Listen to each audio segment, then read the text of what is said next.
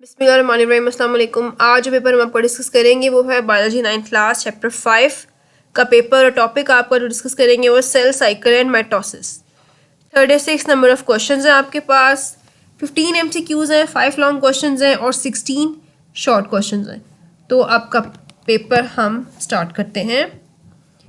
MCQs। The major phases of cell cycle are 5, 4, 3, 2। Okay, इसमें उसने आपसे सेल साइकिल के जो फेजेस हैं वो पूछे हैं। तो सेल साइकिल के मेजर जो फेजेस हैं वो दो हैं आपके पास, एक इंटरफेज है और एक माइटोटिक फेज है। ये देखें जी, ये आपके पास दिया गया है। Cell cycle consist of 2 major phases, interphase and mitotic phase. बाकी जो फेजेस हैं वो इनके आगे से इनकी सब फेजेस हैं, ठीक है। तो मेजर आपके पास यही 2 फेजेस हैं। तो राइट ऑप्शन आपके पास क्या हो गया? 2, 3, 4, 5 वो सब आगे उनकी सब फेजेस हैं। Mitosis was discovered in 1860, 1870, 1880, 1890। तो ये आप जब चैप्टर को रीड करेंगे या कर चुके हैं तो आपको पता चल जाएगा कि इसका राइट ऑप्शन क्या है। राइट ऑप्शन आपके पास आई थिंक सो 1880, ये आपका राइट ऑप्शन है। इसको हम चेक भी कर लेते हैं, आया जो ऑप्शन हम देख रहे हैं वो राइट है। Yes, exactly. इन 1880 का German biologist Walter Fleming observed that in a dividing cell, nucleus passes through a series of changes which he called mitosis. Okay. Next आपके पास है जी, prokaryotic cell undergoes a process similar to mitosis called binary fission, multiple fission, regeneration, meiosis. जो mitosis से resemble करती है आपके पास face, वो कौन सी है? तो सबसे पहले तो हम देखेंगे कि इरेलीवेंट ऑप्शन आपके पास कौन सा है। मियोसिस, क्योंकि मियोसिस जो है वो माइटोसिस से बहुत डिफरेंट किस्म का आपका जो है वो सेल साइकिल है, इसलिए मियोसिस जो है वो आपके पास इरेलीवेंट ऑप्शन है। नेक्स्ट आपके पास आता है जी रीजनरेशन। रीजनरेशन जो है वो आपके पास माइटोसिस ही है, ठीक है, माइटोसिस ही आपके पास, लिहाजा ये उसका सिमिलर प्रोसेस नहीं है।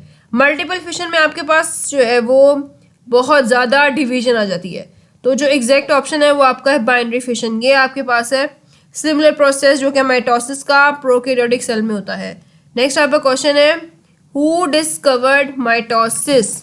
Walter Flemming, Oskar Hertwig, T.H. Morgan, August Weissman.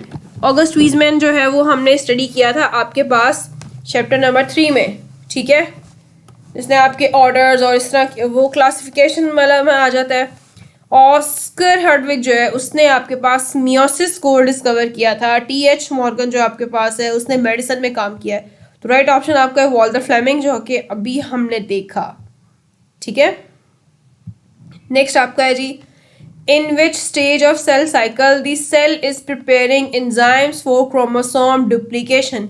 S phase, G1 phase, G2 phase, G0 phase. S phase आपके पास है जी सिंथेसिस फेज, ठीक है, इसमें कुछ नहीं हो रहा होता। G0 फेज जो सिंथेसिस और डुप्लीकेशन हो रही होती है आपके पास क्रोमोसोम्स की। जो G0 फेज है आपके पास, इसमें आपके पास डिवीजन जो है वो स्टॉप हो जाती है और G2 फेज में प्रोटीन्स बनती हैं। तो G1 फेज आपका राइट ऑप्शन है। अब आप चैप्टर को अच्छे स्टडी करेंगे आपको पता चलेगा कि G1 फेज जो है वो राइट ऑप्शन था। क्यों? ये देखें, ये आपके पास इसमें एंजाइम्स जो है वो प्रिपेयर करते हैं। This phase is also marked by the synthesis of various enzyme that are required in next phase. Next आपका MCQs है, which of the following is the longest phase in cell cycle? कौन सा phase सबसे लंबा phase है? Mitotic phase, interphase, G0 phase, G1 phase. तो जो आपका फेज सबसे ज़्यादा लंबा है वो आपके पास है interphase.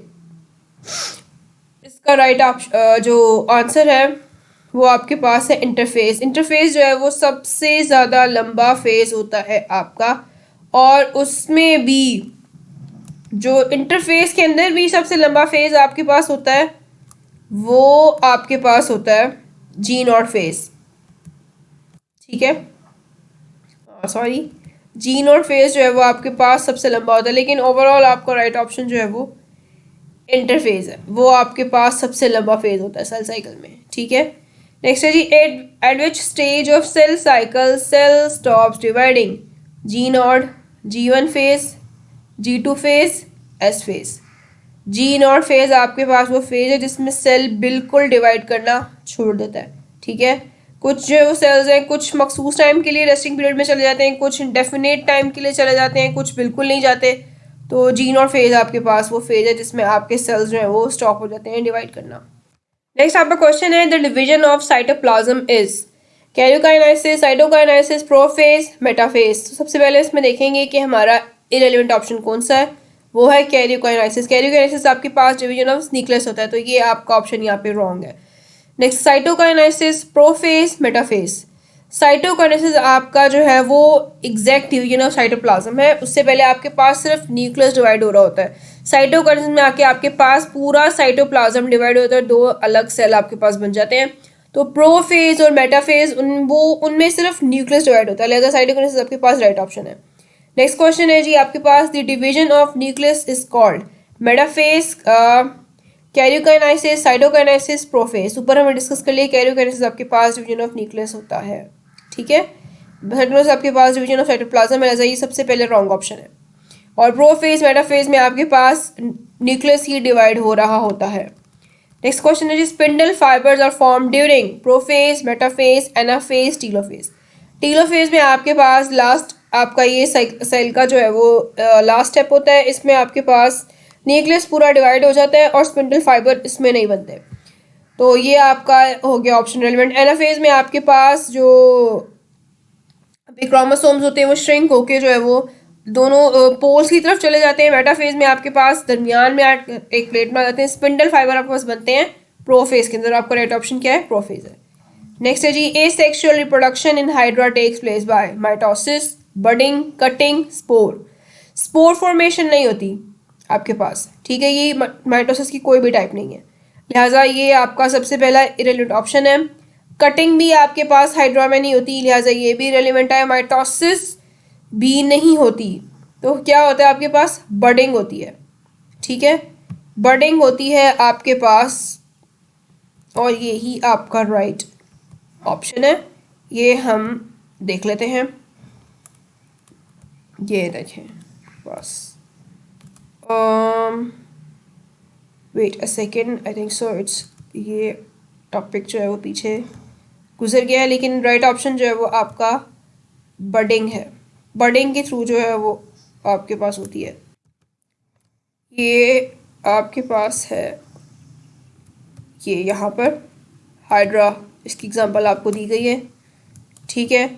Mitosis, yes, the cells at the surface of Hydra undergo mitosis and forms a mass called bud. Mitosis continues in the cell of bud and it grows into a new individual.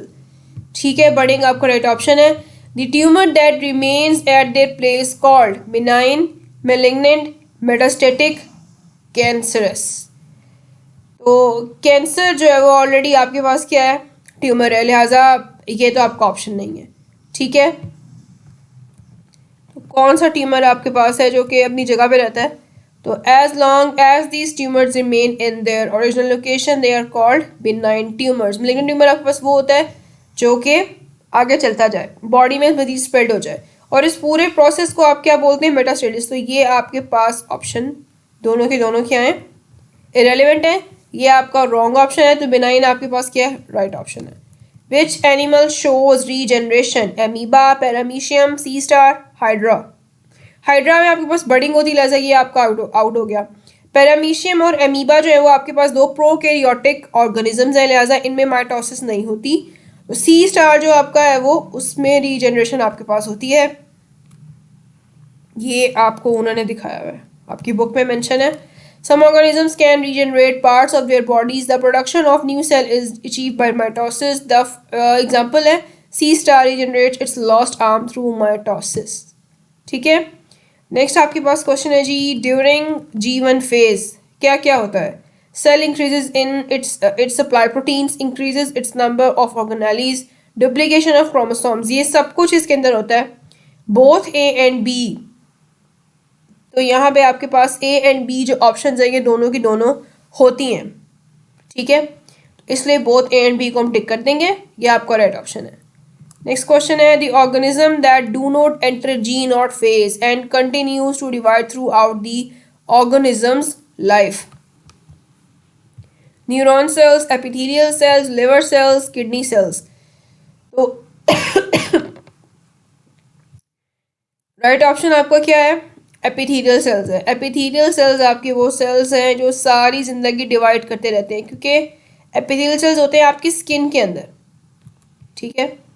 Skin cells आपके पास वो हैं जिनका divide करना ज़रूरी ही है। अगर आपके स्किन सेल्स डिवीजन करना छोड़ देंगे तो फिर आपको कोई इंजरी होगी, तो क्लॉटिंग होगी, उसके बाद आपकी नई स्किन आएगी नहीं, तो ये सही बात नहीं है। और अगर नई स्किन नहीं बनेगी तो फिर कोई भी जर्म या माइक्रो ऑर्गेनिज्म बहुत इजीली आपकी स्किन में एंटर हो सकता है और अच्छी तरह डिसीजेस फैला सकता है। कौन से सेल्स आपके पास नहीं एंटर होते? Many cells do not enter G naught phase and continue to divide throughout an organism's life. Epithelial cell, ठीक है। तो एपिथेलियल सेल आपका राइट ऑप्शन है। बाकी सब सेल्स जो हैं वो किसी ना किसी टाइम पीरियड के लिए जी नॉट फेज में ज़रूर जाते हैं। ई-बीप्स तालीम तरबियत और इम्तहानों की तैयारी का जदीद और अपनी किस्म का एक मुनफरिद निज़ाम है जो आपको घर बैठे ऑनलाइन तरीके से ना सिर्फ इम्तहानों की तैयारी खसूसी अंदाज में करवाता है, बल्कि ये भी बताता है कि आपकी अब तक की तैयारी का मायार क्या है, तैयारी में क्या क्या खामियां हैं, ये खामियां कौन सी किताब के कौन से हिस्से में हैं, कौन सी गलती आप बार बार दोहराते हैं और अब तक के दिए गए पर्चों में आप ये गलती कितनी बार दोहरा चुके हैं और किस किस सवाल में आपने ये गलती दोहराई है, इस गलती को दूर कैसे किया जा सकता है। इसके अलावा पर्चे हल करने की तरकीब यानी प्रेजेंटेशन में क्या क्या गलतियां बार बार दोहराते हैं और अब तक के दिए गए पर्चों में वो गलतियां कितनी बार दोहरा चुके हैं और किस किस पर्चे में आपने ये गलती दोहराई है और इस गलती को दूर कैसे किया जा सकता है। आपकी लिखाई यानी हैंड राइटिंग का मायार क्या है और उसको कैसे बेहतर किया जा सकता है। नेक्स्ट है जी आपके पास list of short question. Define cell cycle. सबसे पहले आप इसमें क्या बताएंगे? सेल साइकिल की डेफिनेशन देंगे, उसके बाद आप बताएंगे कि इसकी कौन सी फेजेस हैं। ठीक हो गया, तो 2 मार्क्स आपके इंशाल्लाह ताला। पूरे सेल साइकिल की डेफिनेशन आपने एग्जैक्टली वही लिखनी है जो आपकी बुक पे दी हुई है। Cell cycle is a series of events from a time a cell is produced until it completes mitosis and produces new sales.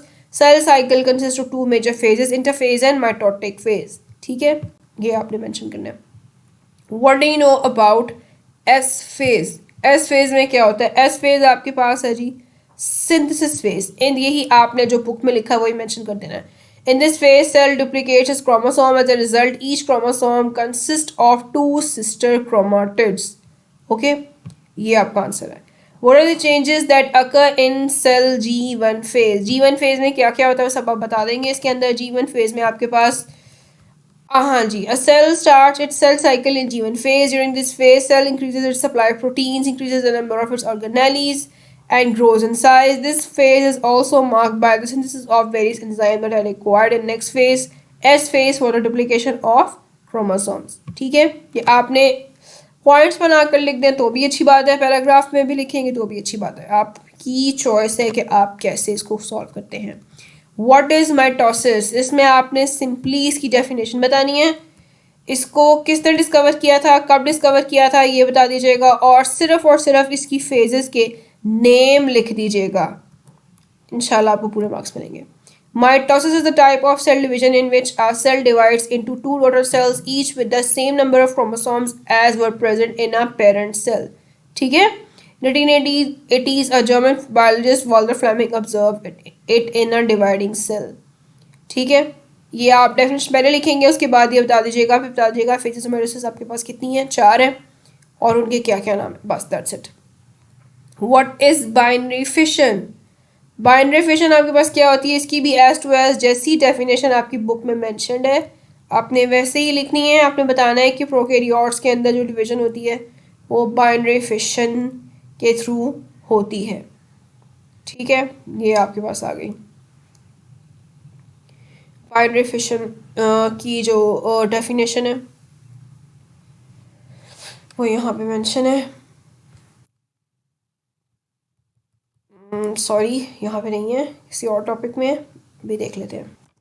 Okay, binary fission आपके पास माइटोसिस में ही है,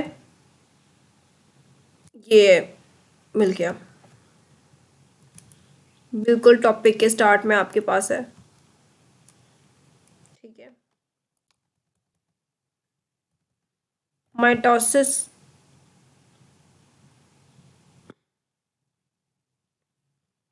ये आपके पास आ गया। Prokaryotic cells undergo a process similar to mitosis called binary fission. Binary fission का मतलब होता है, फिशन का मतलब होता है डिवाइड करना, और बाइनरी का मतलब होता है दो में। तो बाइनरी फिशन आपके पास बेसिकली होती है बैक्टीरिया में। तो बाइनरी फिशन आपके पास क्या होगी, एक ऐसी डिवीजन इसमें आपके पास एक सेल दो में डिवाइड हो रहा है। प्रोकैरियोटिक सेल का मतलब है बैक्टीरिया की यहाँ बात हो रही है या दूसरे प्रोकैरियोटिक सेल्स की बात हो रही है। तो binary fission is a kind of division in which a cells divide into two cells. ठीक है, चूंकि ये रिलेट करती है और मिलती है आपके पास माइटोसिस से, इसलिए प्रोकैरियोटिक सेल्स में बाइनरी फिशन होती है। और सबसे सिंपल सेल आपके पास बैक्टीरिया है, इसलिए बैक्टीरिया में ये होती है बाइनरी फिशन। ठीक है, नेक्स्ट क्वेश्चन की तरफ चलते हैं। Name the phases of mitosis in order. Simple है, prophase, metaphase, anaphase, telophase. Next आपके पास क्वेश्चन है, what are the differences between cytokinesis and animals and plant cells. तो सिंपली आपने बताना है कि इन दोनों में जो डिफरेंस है साइटोकाइनेसिस का वो क्या है, किस तरह से साइटोप्लाज्म जो है आपके पास डिवाइड करता है। वो जब आप इस चैप्टर को अच्छे से पढ़ेंगे या आप पढ़ चुके हैं तो आपको याद आएगा। ये देखें, आपके पास जो एनिमल सेल है उसमें एक फरो बनती है और उसके बाद वो फरो आगे जाती जाती है, डिवाइड होती जो है वो एक्सपैंड करती है और आपके पास जो है वो क्लीवेज हो जाती है। और जो आपका सेल है वो दो अलग सेल्स में डिवाइड हो जाता है। लेकिन आपके पास जो प्लांट सेल्स हैं उनमें वेसिकल्स आते हैं, वो वेसिकल्स एक प्लेट बनाते हैं और आपका सेल डिवाइड कर जाता है। इसको अच्छी तरह से एक्सप्लेन भी किया गया आपके पास। ये in animal cells cytokinesis occurs by a process known as cleavage. A cleavage furrow develops where the metaphase plate used to be. The furrow deepens and eventually pinches the parent cell into two daughter cells. Cytokinesis in plant cells occurs differently. Vesicles derived from the Golgi apparatus move to the middle of cells and fuse to form a membrane-bounded disc called cell plate or phlegmoplast. The plate grows outward and more vesicles fuse with it. ये आपने जो है difference जिस तरह लिखते हैं, एक line लगा के एक तरफ एनिमल्स एक तरफ प्लांट सेल, तो आपने इस तरह से ये बता देना है। इसका एक एक ही मेजर पॉइंट है, वही आप लिखेंगे तो आपके पास जो है वो आपको इंशाल्लाह 2 मार्क्स मिल जाएंगे। ठीक है, नेक्स्ट आपका क्वेश्चन इसी से रिलेटेड है, डिफाइन फ्रेगमोप्लास्ट। तो अभी हमने यहाँ पे देखा कि फ्रेगमोप्लास्ट कहाँ पे बनता है, प्लांट सेल्स में बनता है। कहाँ बनता है, जब आपने साइटोप्लाज्म को डिवाइड करना है। ठीक है, नेक्स्ट आपका क्वेश्चन है डिफाइन रीजेनरेशन। इसको भी हमने ऊपर स्टडी किया था जब हम सी स्टार की बात कर रहे थे कि आपके पास रीजेनरेशन जो है वो कब होती है, किसकी वजह से होती है, वो आपके पास होती है माइटोसिस की वजह से। Some organisms can regenerate parts of their bodies, the production of new cell is achieve by mitosis. Example आपको साथ ही दी गई है, sea star regenerate its lost arm through mitosis. Next आपका क्वेश्चन है, what is difference between malignant and benign tumor. दोनों का डिफरेंस हमने पहले भी स्टडी किया है। बिनाइन ट्यूमर आपके पास वो होता है जो कि अपनी जगह पर ही स्टे करता है, और मेलिग्नेंट ट्यूमर आपके पास वो होता है जो कि पूरी बॉडी में स्प्रेड कर जाता है। ठीक है, as long as these tumours remain in their location, आप क्वेश्चन लिखेंगे are tumour that remains in its original location is known as benign tumor, and a tumor that invades other tissues or spread in whole the body is called malignant tumor. ठीक हो गया, और जो कि बनाते हैं आगे से कैंसर सेल्स। नेक्स्ट आपका क्वेश्चन है डिफाइन मेटास्टेसिस। मेटास्टेसिस आपके पास क्या है, मेटास्टेसिस आपके पास प्रोसेस है स्प्रेडिंग ऑफ डिसीज का, यानी कि बिनाइन ट्यूमर से मेलिग्नेंट ट्यूमर बनने का जो आपका प्रोसेस है, पूरी बॉडी में उसका फैलने का जो प्रोसेस है वो आपके पास क्या है, मेटास्टेसिस है। ठीक हो गया, ये सब डेफिनेशंस हैं जैसे आपकी बुक में एक्सप्लेन की गई हैं, आपने वैसे ही लिखनी है। इनकी कोई एग्जांपल कोट करने की आपको ज़रूरत नहीं, क्योंकि एग्जांपल है नहीं। ठीक है, अच्छा अगर आप चाहें तो एग्जांपल लिख सकते हैं, लेकिन चलें कोई नहीं, आपकी बुक में नहीं मेंशन तो आपको लिखने की कोई ज़रूरत नहीं है। नेक्स्ट आपके पास है डिस्क्राइब G2 फेज। तो G2 फेज आपकी बुक में जैसे डिस्क्राइब की गई है, जो जो उसके अंदर फिनोमेना ज़कर होते हैं वो सब आपने एक्सप्लेन करने हैं, ठीक है। ये आपकी बुक में मेंशन है G2 फेज, क्या उसमें क्या क्या होता है। Cell prepares proteins that are essential for mitosis mainly for the production of spindle fibres, ठीक है। ये आपकी G2 फेज है।